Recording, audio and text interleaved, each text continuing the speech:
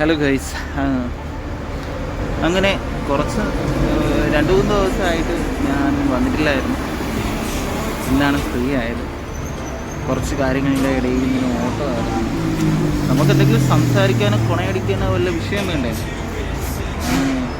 വിഷയങ്ങളൊന്നും ഇല്ലാത്തത് കൊണ്ട് തന്നെ ഞാൻ വീഡിയോ ഇടാത്തതാണ്. കാരണം എൻ്റെ പ്രണയത്തിൻ്റെ 6ാം വർഷമാണ്. ടേപ്പർ കേട്ടോ. പുള്ളിക്കാരിക്ക് ഫൈനൽ എക്സാം, അതായത് നേഴ്സിങ്ങിൻ്റെ ഫൈനൽ എക്സാം ഒക്കെ ഞാനിവിടെയാണ് പൈസ കണ്ടൊക്കെ അടച്ചത്. ഞാൻ വിളിച്ചു പറയല്ലേ ഗൈസ്, കൊടുത്തതിൻ്റെ കണക്ക് പറയുകയല്ല. അത് നമ്മൾ ഒരു ജീവനെ തുല്യം സ്നേഹിക്കുന്നൊരു വ്യക്തി പെട്ടെന്നൊരു ദിവസം ഏതെങ്കിലും ഒരാളെ കാണുമ്പോഴത്തേക്കും മനസ്സ് മാറി പോകുന്നതാണ്. പുള്ളിക്കാരിക്ക് ജോലി കിട്ടിയതാണ് ഡൽഹിയിൽ. അങ്ങനെ പോയതാണ്. ഒരു പുതിയ ഫോണൊക്കെ എടുത്തപ്പോഴത്തേക്കും എന്നെ വേണ്ടതായി. പെട്ടെന്നൊരു ദിവസം പുള്ളിക്കാരിക്ക് വേറെ ഇഷ്ടമായി. പിന്നെ ഓരോ കാര്യങ്ങൾ പറഞ്ഞ് വഴക്കാണ്. പിന്നെ ഇപ്പം മെസ്സേജ് അയക്കുന്ന ആദ്യത്തെ ഒരു കേസൊക്കെ എങ്ങനെയാണെന്ന് വെച്ച് കഴിഞ്ഞാൽ, മെസ്സേജ് അയക്കുമ്പോഴത്തേക്കും ലൈക്ക് രാവിലെ അയച്ചില്ലേ, വൈകിട്ട് അയക്കേണ്ട കാര്യമുണ്ടോ എന്നൊക്കെയാണ് സംസാരിക്കുന്നത്. എന്നിട്ട് എപ്പോഴും ജസ്റ്റ് വഴക്കും കാര്യങ്ങളിലൊക്കെയാണ് തുടങ്ങി. പിന്നെ എൻ്റെ അച്ഛന് വയ്യാന്ന് ഹോസ്പിറ്റലിൽ കിടന്നപ്പോൾ എന്തോ ഒരു കാര്യം സംസാരിച്ചു. എനിക്ക് ആ കാര്യം പോയി ഓർമ്മയില്ല. ഞാൻ അങ്ങനെ ഹാർഷായിട്ട് എന്തോ പറഞ്ഞു, എല്ലാം ബ്ലോക്ക് ചെയ്തിട്ട് പോയി. 4-5 വർഷം പ്രണയിച്ചതൊക്കെ മറന്നിട്ട് ഒറ്റ സെക്കൻഡ് കൊണ്ട് ബ്ലോക്ക് ചെയ്തിട്ട് പോയി. പിന്നെ ഞാൻ അറിയുന്നത്, അവളെ അമ്മയടുത്ത് ഞാൻ വിളിച്ച് സംസാരിച്ചപ്പോഴാണ് അറിയുന്നത്. ഞാൻ പിന്നെ കുറേ കരഞ്ഞു. എൻ്റെ 2-3 വർഷം പോയി. അച്ഛനും അമ്മയൊക്കെ അവളെ കാല് വിളിച്ചായിരുന്നു കേട്ടോ, വിളിച്ച്. അത് ചെയ്തത് ഏറ്റവും വലിയ തെറ്റായിരുന്നു. അവൾ തിരിച്ചു വരുമെന്ന് പറഞ്ഞിട്ട് അമ്മയൊക്കെ വിളിച്ചു. എനിക്ക് ഏറ്റവും കൂടുതൽ വിഷമമായ എൻ്റെ അമ്മയ്ക്കാണ്. അങ്ങനെ ഞാൻ അവളെ അമ്മേനെ വിളിച്ചപ്പോൾ പറയുക, നൈറ്റ് മൊത്തം അവൾ സംസാരമാണല്ലോ ഫോണിൽ, ചേട്ടായി ഇച്ചായ എന്നൊക്കെ പറഞ്ഞിട്ട്. നീ അല്ലേ എന്നാണ് എൻ്റെ അടുത്ത് ചോദിച്ചത്. ബ്രേക്കപ്പ് ആയിട്ട്. അപ്പോൾ ഇതൊക്കെയാണ് എനിക്ക് മനസ്സിലായത്.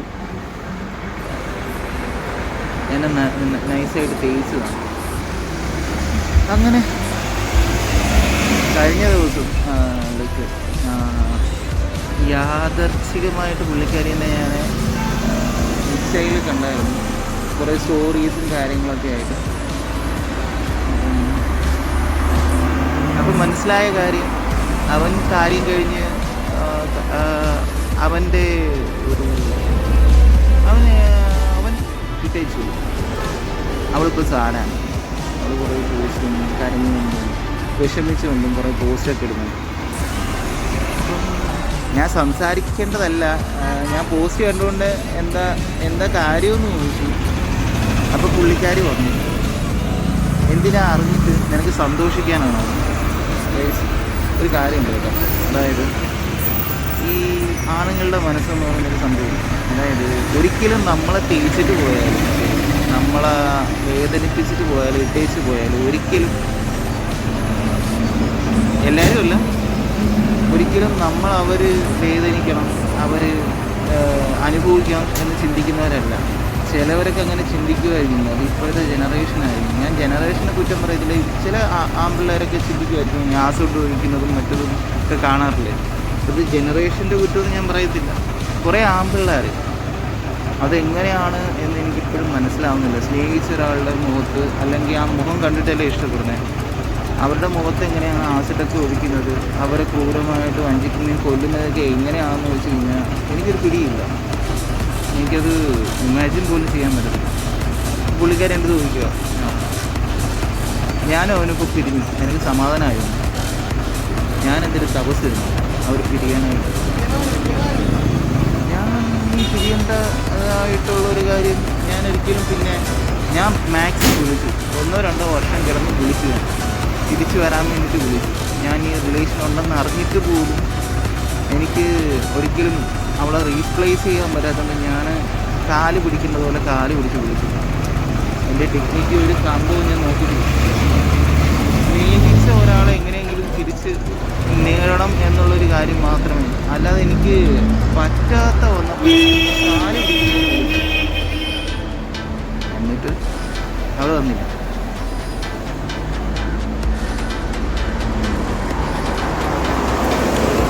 പിന്നെ ഞാൻ മൈൻഡാക്കാൻ പോയി.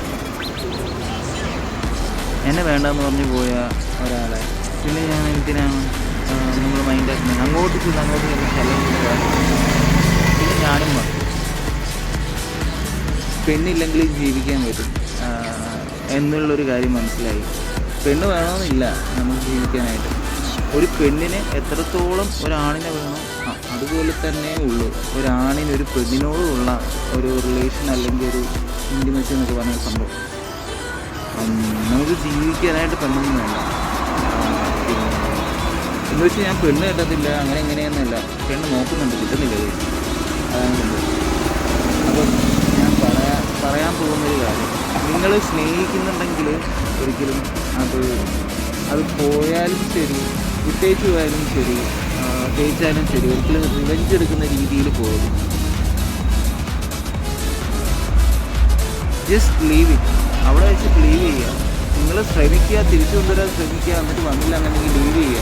അവരവരുടെ ജീവിതത്തിൽ അവർക്കതാണ് സന്തോഷം. നമ്മൾ എട്ടേക്ക് പോകുന്നതാണ് ഹാപ്പിനെസ് എങ്കിൽ പോട്ടെന്ന് വിചാരിക്കും. ജസ്റ്റ് ഒരിക്കലും ഫോഴ്സ് ചെയ്ത് ഒരു ബന്ധത്തെ പിടിച്ചു നിർത്താൻ ശ്രമിക്കരുത്. അതൊരിക്കലും തെറ്റാകത്തില്ല. എത്ര പിടിച്ചു നിർത്തിയാൽ ഒരിക്കലും അത് പോകും. ആദ്യം മനസ്സിലാക്കുക.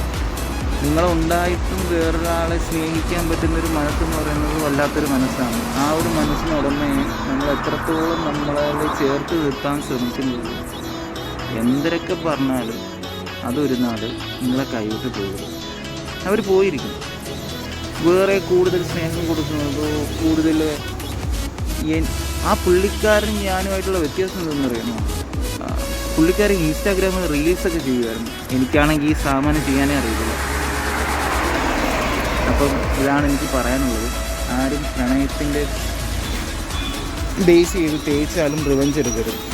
ഓക്കെ, അപ്പോൾ ഇന്നത്തെ വീഡിയോ ഇത്രയേ ഉള്ളൂ. ബൈ.